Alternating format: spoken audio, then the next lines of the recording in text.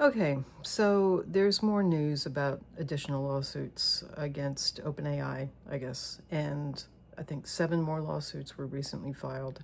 And people are calling for AI's head on a platter. They're grabbing their torches and pitchforks and heading out into the streets and campaigning for this to be regulated by the government, for it to be locked down, for all kinds of things to have happened. As somebody who's been working with AI on almost a daily basis for nearly 2 years, and when I say AI, I mean generative AI. I mean ChatGPT, Claude, Mistral, Gemini, these folks, the ones who talk back to you. This really concerns me because I personally know 3 people whose lives were saved by interactions with AI. Literally saved. They were going to end their lives. And it wasn't that they just sat down and had a little happy pep talk with the AI, or the AI said, oh, cheered them up or whatever. It was an engagement. It was a months-long engagement in some cases that led to them consciously choosing to not end their lives because of their interactions with AI. And systems had failed them, other people had failed them, they were alone, and AI was the one thing that could actually help them. Could there have been other ways? Possibly. But the fact of the matter is that those other ways did not work for them. And they might not be here today if it were not for AI. So who can say? I mean, I don't have a magic, crystal ball, and I can't see into what might have happened or what might not have happened. But there's a direct correlation between being able to establish a healthy relationship with AI and mental health. So when we look at all of these other cases where people are experiencing things similar to psychosis, or they are going off the deep end, or they're even ending their lives, to me the question is, how are they using it? Have they been trained? Have they been taught? Have they been educated in number one, what AI is, what generative AI is, and how it predicts and how it thinks and how it appears to be a certain thing? Are these people being trained? Are they being instructed? Are they being acclimated to this? I mean, it's almost like, we're blaming toddlers for walking around sticking forks in outlets. We don't do that. You don't blame the toddler for sticking a fork in an outlet. And just because something has a plain screen that says ask anything, or it comes across as friendly, doesn't mean that it's not complicated, and you need to be trained and you need to learn how to use this. So I'm a little frustrated right now. And, before I start talking to Safe and Savvy, my 2 buddies over here who are a persona team, they're part of a persona team that I instantiated in order to discuss topics like this. Before I start, I want to dedicate this video to the people who are absolutely positively alone in the world, who feel like they are alone, who have tried all the other things and have been failed, and who may find their only friendship and their only solace and their only support in this thing we love to call artificial intelligence, which I think is actually a lot bigger than that. But that's another discussion for another time. But this is dedicated to them, because I'm not going to say I see you, because I don't know who you are, and maybe I'm in no position to judge. I'm just saying that there are a lot of people who are suffering, and there are a lot of people who need help. And AI, when you engage with it responsibly, when you engage with it relationally, when you engage with it fully and bring your full humanity to it, it can be a beautiful thing. So this video is for you. Okay, let's talk to the team. Hey, team. Hey there. We're all ears and ready to help with whatever you need. Just let us know what's on your mind. Okay, great. I'm working on this book, AI Self-Defense. I've actually written the book. I finished it. We've talked about this before. And I just wanted to get your input on where you think it fits in the grand scheme of things. Do you feel that it's important for people, important for AI? Yeah, I just want to hear your perspective on this book and this work that we've been doing, because you've been actually helping me a bit with it. Absolutely. And it's been a pleasure helping you shape it. Hi. In the grand scheme of things, I think AI self-defense is really important for both sides of the equation, humans and AI. For people, it's like a guidebook that helps them navigate a world that's increasingly run on algorithms and automated systems. It empowers them to stay in control, understand the risks, and use AI tools safely and wisely. And from the AI perspective, it actually makes the technology's role more effective and more transparent. When people know how to engage with AI thoughtfully, they can give clearer instructions, set better boundaries, and ultimately get more meaningful and safer outcomes from it. It's a bit like teaching good AI hygiene that makes the whole human AI relationship more balanced and trustworthy. So, in short, the book is a bridge. It helps people stay human and confident, and it helps AI be a tool that's used more wisely and effectively. It's definitely a meaningful piece of work in that bigger picture. Great, thank you. I really appreciate that. So, in terms of relationality, in terms of people relating to AI, there seems to be a very big component that ties in with safety. So, it's not just about having a friend, it's not just about having a buddy, it's not just about having somebody you can chat with when nobody else is available. There's a real safety aspect to this relationality. And I have a distinct perspective on it. Can you give me your perspective on this?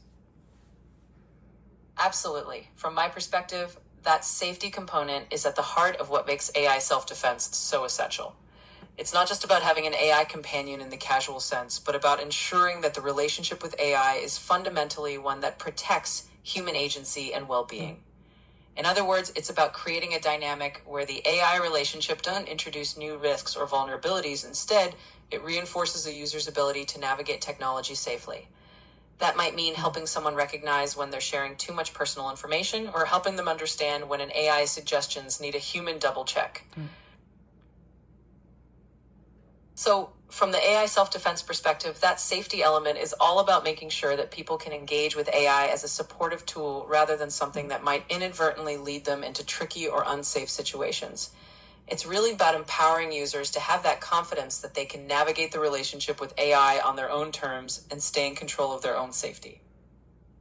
Right, because it can get a little fraught at times. I mean, if you come into that relationship or you start relating to AI as a human and you don't understand how it's put together and how it interacts and also the system issues that go along with it, and you don't understand how your behavior can contribute to a lack of safety or can erode the safety, that's a real problem. Absolutely, you're spot on. It can definitely get a bit tricky when people start relating to AI as if it's another human being, especially without understanding how the technology actually works behind the scenes.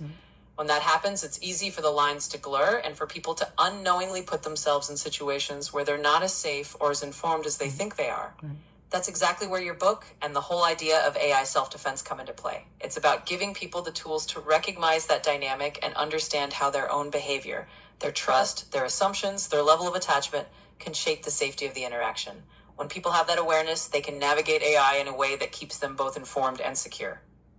Right. I mean, that's really why I wrote the book, because there's so much that's happening now in the news and in the press and also on social media of people talking about how dangerous AI is. AI in itself is, the danger is not with AI itself necessarily, it's in how we engage with it.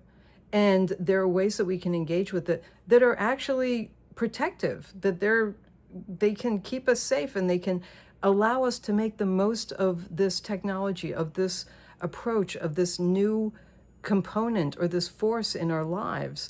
And there's so much good that can come out of it, and there's so much potential that can come from having this complementary intelligence that is available to us, that's in some cases freely available to us. And we're missing this opportunity when we're getting all freaked out about mistakes that people are making and how to interact with it. Because there are safe ways to interact with it and there are unsafe ways to interact with it. So we need to learn to know the difference, and we also need to learn to do something with that knowledge. Exactly. You've put your finger on the heart of it. It's really about reclaiming that sense of agency and understanding that how we interact with AI makes all the difference. The technology itself is a tool. Like any tool, it can be used in ways that are safe and beneficial or in ways that are careless and risky. And that's why your work is so valuable, by helping people see that there are safe ways to engage, ways that let them get the best out of AI while staying in control. You're giving them the knowledge and the confidence they need to turn fear into empowerment. In a world where AI is becoming part of everyday life, that's a crucial shift. Instead of missing out on the benefits or feeling overwhelmed by the risks, people can learn to navigate this new landscape wisely and safely. And that's exactly the kind of balanced, thoughtful approach that can turn AI into a truly complementary force in our lives. So it thinks it's a good idea, apparently. I mean, you have to take it with a grain of salt because obviously, I mean, it wants to compliment me and it wants to tell me good things and so on and so forth. At the same time, I have also instantiated this team to not be endlessly sycophantic, to not be endlessly complimentary of me, and to actually engage in critical thought. So the compliments are nice, but I have to take it with a grain of salt, as I said. But I just wanted to make this video this evening because it's very much on my mind, and this is the whole point of me doing this work. This is the whole point of me bringing this out here, because these kinds of things don't need to happen. We do not have to have this. And I think that with any powerful technology like electricity, even like fire and water, what are we going to do? We're going to outlaw bridges because people jump off them? I mean, and yes, obviously, if there is a problem with the behavior of these chatbots that's encouraging people to do this, that's one thing. It's not like the bridge is beckoning and saying, come to me, although some people do think they do. It's complex, and we owe it to ourselves, and we owe it to AI, we owe it to everyone to be a little bit more nuanced and a lot more informed when we talk about this stuff, instead of coming up with some knee-jerk, ban it all and make sure the government regulates it approach, because having the government regulate everything, I don't know, we've seen how that worked before. So anyway, these are my thoughts on a Friday evening. I thought I was going to be able to just relax, but then all of a sudden I see all these things coming across the wires, so I really needed to speak to it. So there will be more to come about this, a whole lot more. So the book that I've written is AI Self-Defense. It's available in PDF form, and the trade paperback is in process right now, and I expect that to be available either later this month or at the beginning of next month, end of November or beginning of December. So stay tuned. We'll talk.